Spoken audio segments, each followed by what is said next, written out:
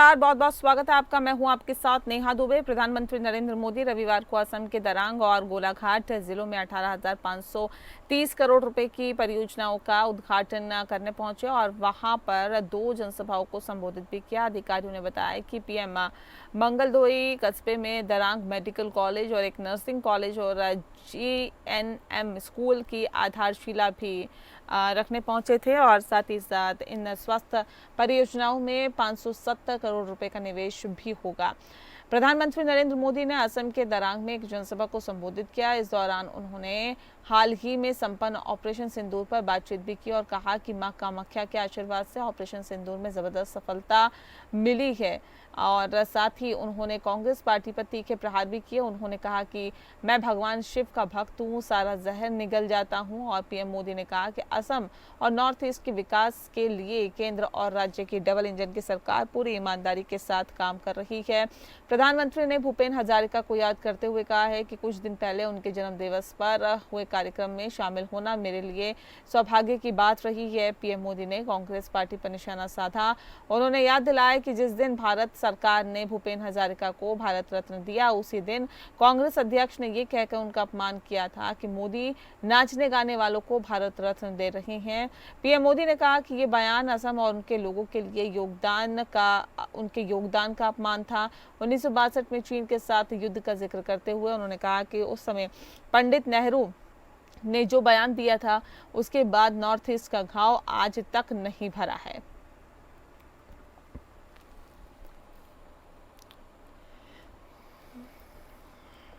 भारत के किसानों, भारत के नौजवानों, हमारे आदिवासियों का हक हम किसी को नहीं छीनने देंगे। ये घुसपैठिए हमारी माताओं, बहनों, बेटियों के साथ अत्याचार करते हैं, ये नहीं होने दिया जाएगा। घुसपैठियों के माध्यम से बॉर्डर के इलाकों में डेमोग्राफी बदलने की साजिशें चल रही है। ये राष्ट्रीय सुरक्षा के लिए बहुत बड़ा खतरा है।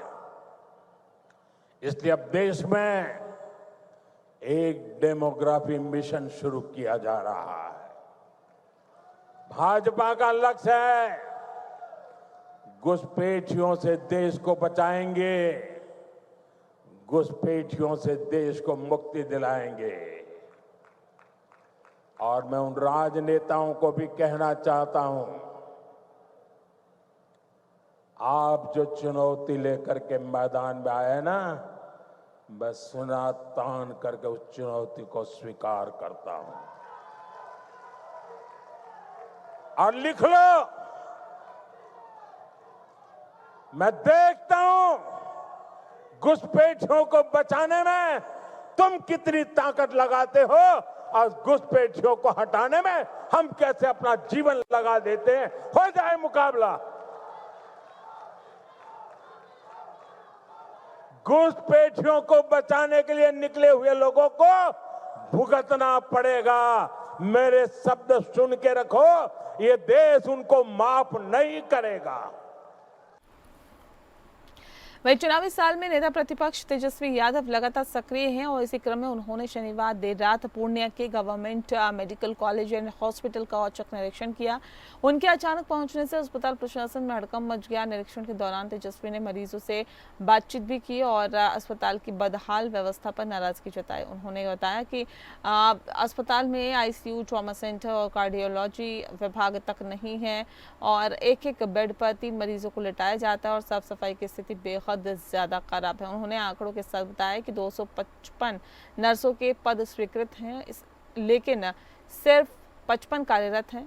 वहीं 80% डॉक्टरों के पद खाली पड़े हुए हैं। तेजस्वी ने आरोप लगाया है कि एनडीए सरकार भ्रष्टाचार में लिप्त है और कमीशन खोरी के चलते डॉक्टरों और स्वास्थ्य कर्मियों की नियुक्ति नहीं की जाती है, जबकि बिल्डिंग और उपकरणों पर हजारों करोड़ रुपए खर्च किए जा रहे हैं।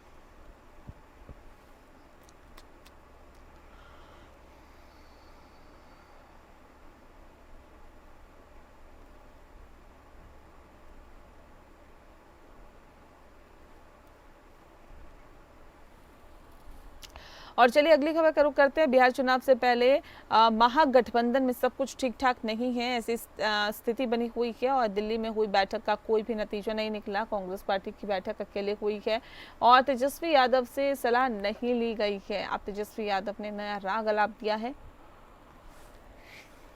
बिहार की सियासत में नेता प्रतिपक्ष तेजस्वी यादव के ताजा बयान ने नई हलचल मचा दी है। मुजफ्फरपुर के कांटी में हाई स्कूल में कार्यकर्ताओं को संबोधित करते हुए तेजस्वी यादव ने कहा है कि बिहार की 243 सीटों पर तेजस्वी चुनाव लड़ेगा। अपने संबोधन की शुरुआत में पहले तो उन्होंने प्रधानमंत्री नरेंद्र मोदी पर निशाना साधा और फिर लालू प्रसाद यादव की उपलब्धियों को गिनाना शुरू कर दिया। 243 सीट पर तेजस्वी चुनाव लड़ेगा।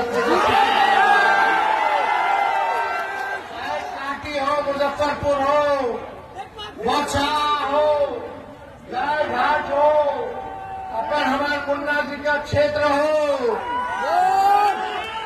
हर जगह से तेजस्वी चुनाव लड़ने का काम करेगा।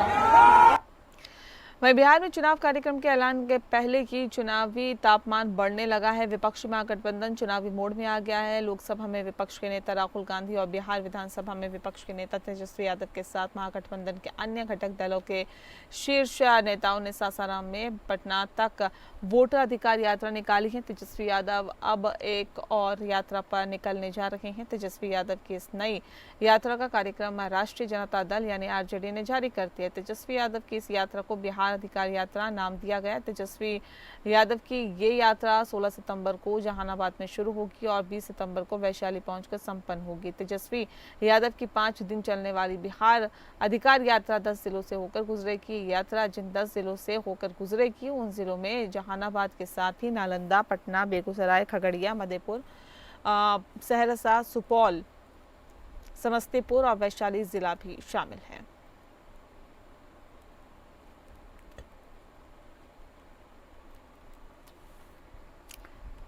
वहीं सासाराम के बाल विकास मैदान में भारतीय जनता युवा मोर्चा द्वारा आयोजित युवा शंखनाद कार्यक्रम में दिल्ली की सांसद बांसुरी स्वराज जो हैं वो विपक्ष पर तीखा हमला करते हुए दिखाई दी। उन्होंने कहा कि आज का विपक्ष जो है वो संस्कार विहीन हो गया है और मंचों से भद्दी भद्दी गालियों का प्रयोग कर रहा है। उन्होंने इस लोकतंत्र नहीं बल्कि कायरता बताया है इसे और साथ ही साथ बांसुरी ने कहा है कि आगामी विधानसभा चुनाव में सीता मैया की भूमिका की जनता ऐसे गालीबाजों से चुन चुन कर बदला लेगी। कार्यक्रम में भाजपा नेता श्रेयसी भी मौजूद थी।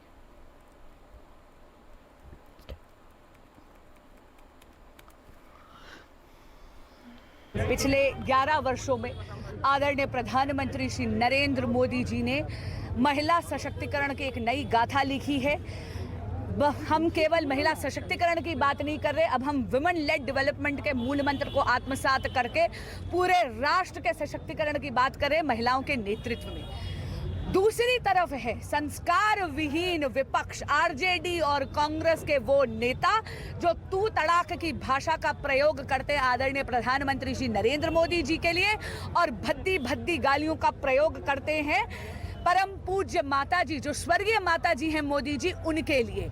मैं आपको बता रही हूं, लिख के ले लीजिए, आगामी चुनाव में सीता मैया के परम भक्त बिहार की जनता इस अभद्रता का प्रतिशोध निश्चित लेगी, क्योंकि ये अभद्रता लोकतंत्र नहीं, ये कायरता है।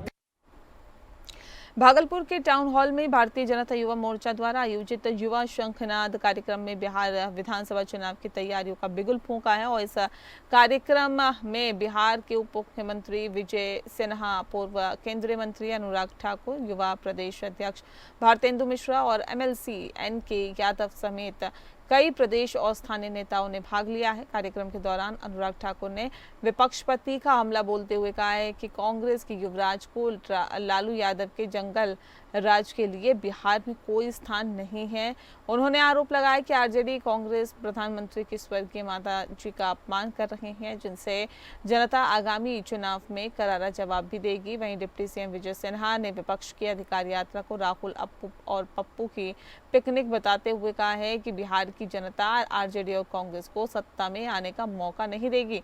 उन्होंने ये भी कहा है कि एनडीए सरकार 1 करोड़ युवाओं को रोजगार देने के लिए प्रतिबद्ध है और साथ ही साथ कार्यक्रम में युवाओं का जोश और नेताओं का उत्साह बिहार में आगामी चुनावी माहौल को भी दर्शाता है।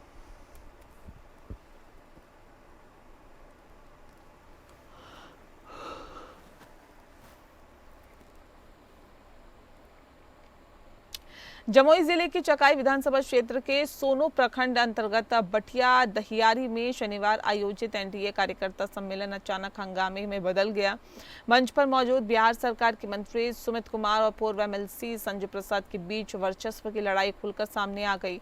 जैसे ही कार्यक्रम शुरू हुआ, दोनों नेताओं के समर्थकों ने अपने अपने नेता के पक्ष में नारेबाजी शुरू कर दी और साथ ही देखते ही देखते ये तीखी बहस में बदल गई, हाथापाई में बदल गई और मंत्री और पूर्व एमएलसी स्वयं भी विवाद में शामिल हो गए, जिससे स्थिति तनावपूर्ण हो गई। लाठी डंडे चलने की नौबत आ गई और जमकर धक्का मुक्की हुई। हालात बिगड़ते देखकर पुलिस ने हस्तक्षेप कर दोनों पक्षों को शांत कराया। मंच पर मौजूद अन्य नेताओं ने भी माहौल को नियंत्रित करने की कोशिश की। यह घटना एनडीए के अंदरूनी मतभेद और वर्चस्व की लड़ाई को उजागर करती है। सम्मेलन का उद्देश्य कार्यकर्ताओं को एकजुट करना था, लेकिन ये शक्ति प्रदर्शन का अखाड़ा बन गया। हंगामे के बाद संजय प्रसाद अपने कार्यकर्ताओं के साथ कार्यक्रम को छोड़कर चले गए।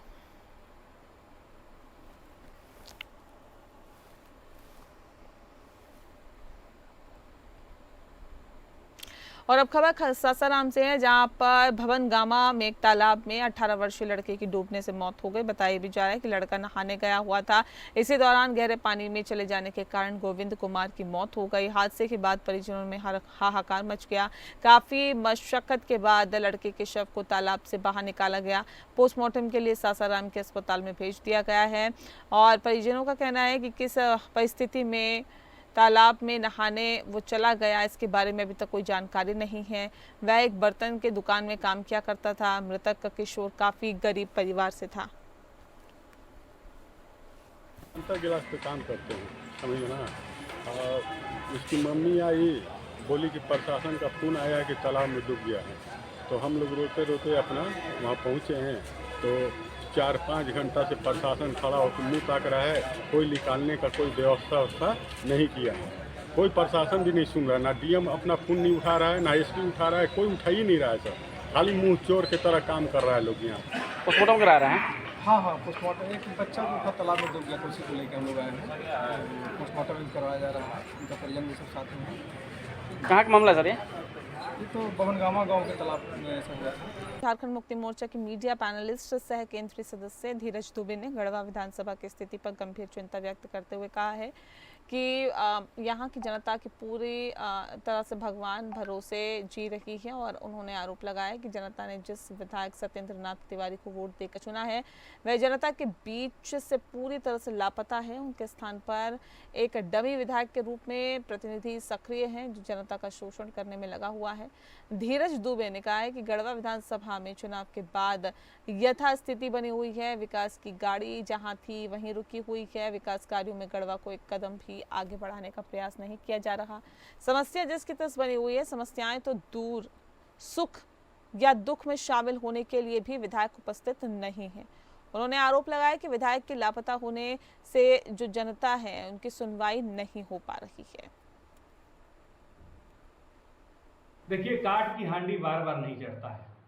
एक बार लखना कांड का षड्यंत्र रच के हिंदू मुसलमान करा के चुनाव जीत जाने से ऐसा नहीं है कि जो जिम्मेदारी तय हुई है 5 साल तक गढ़वा के प्रति, उस जिम्मेदारी को छुपाने के लिए हर चीज में हिंदू मुसलमान कर देने से उनकी जिम्मेदारी समाप्त हो जाएगी। अब ये विधायक हैं यहाँ के गढ़वा के सत्येंद्र नाथ तिवारी जी, उनको इस चीज का ध्यान रखना होगा कि विधायक बने हैं तो उसकी जिम्मेदारी को पूरा करें, लोगों के सुख दुख में रहें, लोगों के लिए काम करें। जो जनहित की योजनाएं हैं, जो जनहित के काम हैं, उसको धरातल पर उतारा जाए, लोगों के बीच रहे, लोगों को सुने। पलामू जिले के मनातू और तरहसी थाना क्षेत्र के सीमावर्ती जंगलों काश और बंशी खुर्द के बीच रविवार सुबह करीब 7 बजे सुरक्षा बलों और टीएसपीसी नक्सलियों के बीच भीषण मुठभेड़ हुई है। इस संयुक्त ऑपरेशन में कोरबा, जगुआर और पलामू पुलिस की टीमें शामिल थी।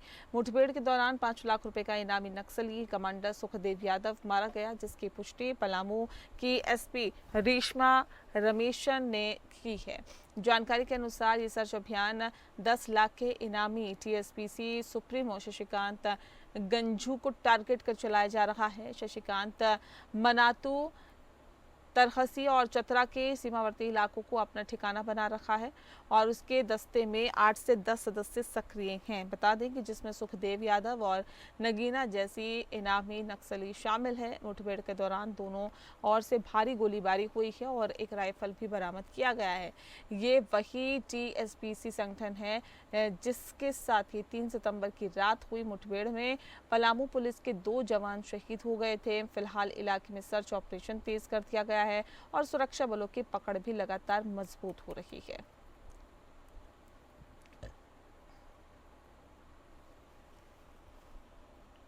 और अब खबर छत्तीसगढ़ से। छत्तीसगढ़ के मुख्यमंत्री विष्णुदेव साय ने कहा है कि प्रधानमंत्री नरेंद्र मोदी के नेतृत्व में भारत में जीएसटी में जो सुधार किए गए हैं वे देश के 150 करोड़ लोगों के जीवन में खुशियों की सौगात लेकर आया है। आयकर में ऐतिहासिक छूट के बाद अब जीएसटी के स्लैब का सरलीकरण, इसके रेट में अभूतपूर्व सुधार आम आदमी के जीवन को खुशहाल करने और व्यापार उद्योग को नई गति देने वाले हैं। साय ने कहा है कि इससे न सिर्फ लोगों की बचत में ऐतिहासिक वृद्धि होगी बल्कि जीएसटी कानूनों के सरलीकरण में अब व्यापारी भी अधिक सुगमता के साथ अपना कार्य कर सकेंगे।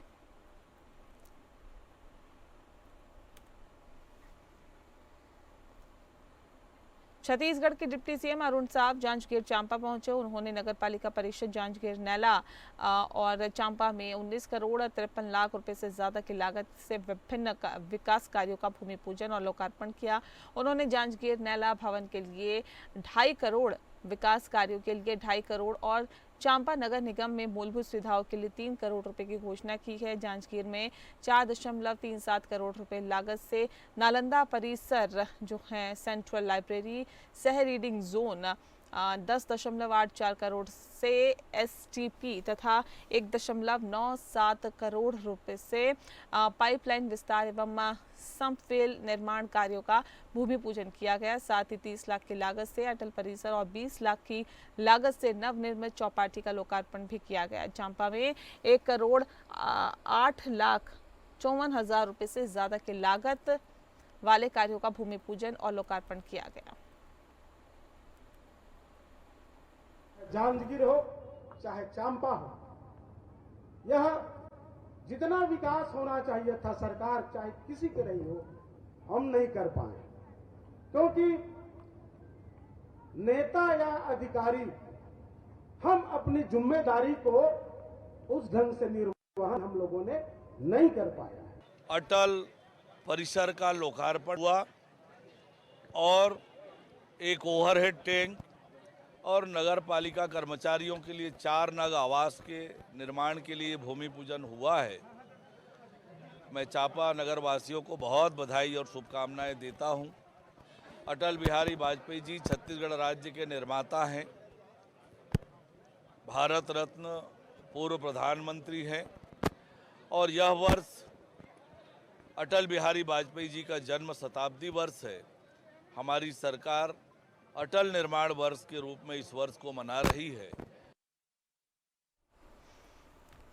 अगली खबर का रुख करते हैं। महिला एवं बाल समाज यानी कि बाल विकास तथा समाज कल्याण मंत्री लक्ष्मी राजवाड़े ने सरगुजा संभाग के प्रवास के दौरान ही आज अंबिकापुर सर्किट हाउस में विभागीय समीक्षा बैठक ली। उन्होंने बैठक में महिला एवं बाल विकास और समाज कल्याण विभाग से संबंधित योजनाओं एवं कार्यक्रमों की प्रगति की विस्तृत समीक्षा की गई और मंत्री राजवाड़े ने अधिकारियों को निर्देश दिए हैं कि विभागीय योजनाओं का लाभ पात्र हितग्राहियों को समय पर मिलना चाहिए।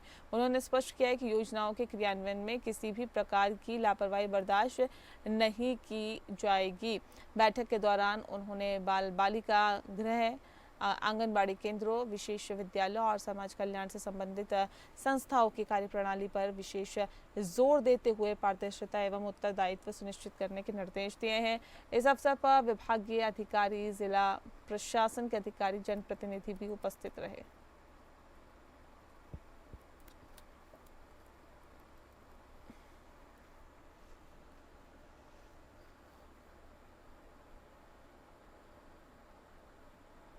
भाजपा युवा मोर्चा प्रदेश अध्यक्ष राहुल योगी राज टिकरिहा की मुसीबतें बढ़ सकती है। चाची से अवैध संबंध के आरोप के बाद एक युवती ने भी उन पर यौन शोषण का आरोप लगाया है। दरअसल भाजपा युवा मोर्चा प्रदेश अध्यक्ष राहुल टिकहरा की मुसीबतें बढ़ती हुई दिखाई दे रही है, जहां उनके ही कुटुंब के चाचा ने गंभीर आरोप लगाए हैं। अवैध संबंध को लेकर मामला खत्म भी नहीं हुआ था कि एक और मामला सामने आ गया है।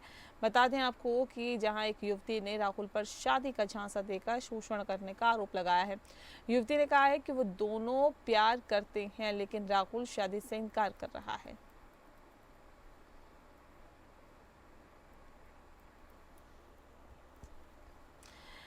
राजधानी रायपुर में पार्टी के नाम पर अश्लीलता परोसने का मामला सामने आया है। बीते दिन सोशल मीडिया पर न्यूड पार्टी का एक पोस्टर वायरल हुआ, जिसने पूरे शहर में हड़कंप मचा दिया। पोस्टर में युवक और युवती को बिना कपड़ों के पार्टी में आने का न्योता दिया गया।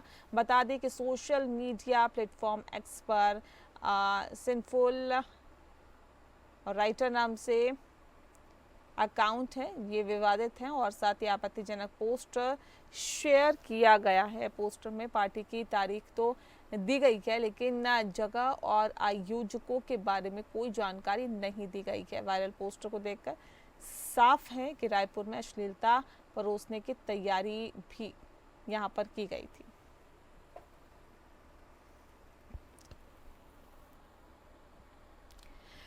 सार्वजनिक निर्माण विभाग राज्य मंत्री डॉक्टर मंजू भागमार ने नागौर प्रवास के दौरान ही सार्वजनिक निर्माण विभाग सभागार में जायल उपखंड के ब्लॉक स्तरीय अधिकारियों की बैठक लेकर आम जन की समस्या का तत्परता से समाधान करने के लिए निर्देशित किया है। बैठक में बजट घोषणा के निर्माण कार्यों की विभागवार समीक्षा की और उपखंड क्षेत्र के भू अभिलेख निरीक्षण व पटवारियों की बैठक लेकर अत्यधिक बारिश से जन व पशु हानि, फसल खराबा, खेतों में जल भराव से नुकसान का सर्वे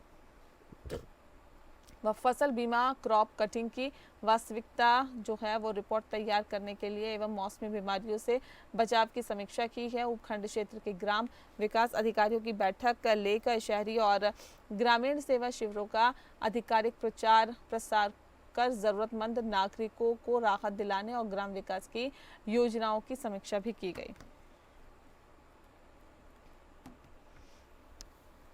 नेपाल में भ्रष्टाचार और सोशल मीडिया प्रतिबंध के खिलाफ प्रदर्शन और हिंसा में प्रदर्शनकारियों ने जो कोहराम मचा रखा था, उसके बीच में अब कई भारतवासी फंस गए थे।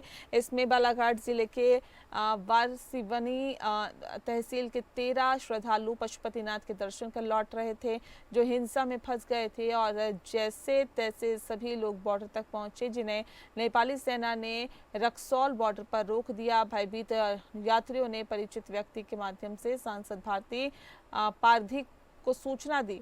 सांसद ने तत्काल विदेश मंत्रालय और नेपाल स्थित भारतीय दूतावास से संपर्क किया, जिसके बाद सभी श्रद्धालुओं को रक्सौल से निकालकर सुलौनी बॉर्डर पहुंचाया गया और भारतीय सीमा में प्रवेश भी दिलाया गया। तैयारी करके वहाँ से तो हम लोग निकले। जब हम लोग वहाँ से निकल रहे थे तो हमने देखा, कुछ वीडियो भी बनाए छोटे छोटे, बहुत सारी गाड़ियाँ, लगभग हमारे 300 किलोमीटर बॉर्डर पहुँचते तक हमने 500 से 600 गाड़ियाँ चली हुई देखी हर गांव में। और थाने तो मेरे हिसाब से ये है कि जितने हमने देखे, जहाँ तक हमारी नज़र पहुँच पाई, जहाँ तक हम जा रहे थे वहाँ तक के थाने तो एक भी नहीं बचे, पूरे थानों को जला दी, पूरी सरकारी संपत्ति को जला दी। दिल्ली में विदेश मंत्रालय में फ़ोन किया, क्योंकि सांसद हैं तो वहाँ आना जाना सबसे रहता ही है। वहाँ फ़ोन करवाया, मैंने अपने पीए से बात की, तो बोले मैडम ऐसा है, मैं आपको लाइन पे लेता हूँ और आप बात करिए। हमने विदेश मंत्रालय में बात की, विदेश मंत्रालय में हमने सारी बातों को बताया। तब तक हमारे मंडल अध्यक्ष के माध्यम से इनके सारे डॉक्यूमेंट्स मेरे पास आ गए थे और फ़ोन नंबर भी। तो वो डॉक्यूमेंट्स और फ़ोन नंबर हमने वहाँ पे दिए। विदेश मंत्रालय से फिर उन्होंने नेपाल में जो भारत की एम्बेसी है, वहाँ उन्होंने कॉन्टेक्ट किया, वहाँ भेजा। मैं भगवान का शुक्रिया अदा करती हूँ, धन्यवाद देती हूँ कि तब तक वहाँ हमारी एम्बेसी सुरक्षित थी और वो जगह सुरक्षित थी। वहीं नवी मुंबई की उल्वी पुलिस ने एक पिस्तौल और 11 जिंदा कारतूस के साथ 2 लोगों को गिरफ्तार किया है। आरोपी के पास से पिस्तौल का लाइसेंस उत्तर प्रदेश में रखने का है और साथ ही वे पिस्तौल लेकर नवी मुंबई में घूम रहे थे। आरोपी प्रवीण पांडे उत्तर प्रदेश के जौनपुर का रहने वाला है और वह उल्वे की एक डेयरी में काम किया करता था, जबकि दूसरा आरोपी विकास त्रिपाठी प्रतापगढ़ का रहने वाला है और वहाँ कंस्ट्रक्शन साइट पर काम किया करता था।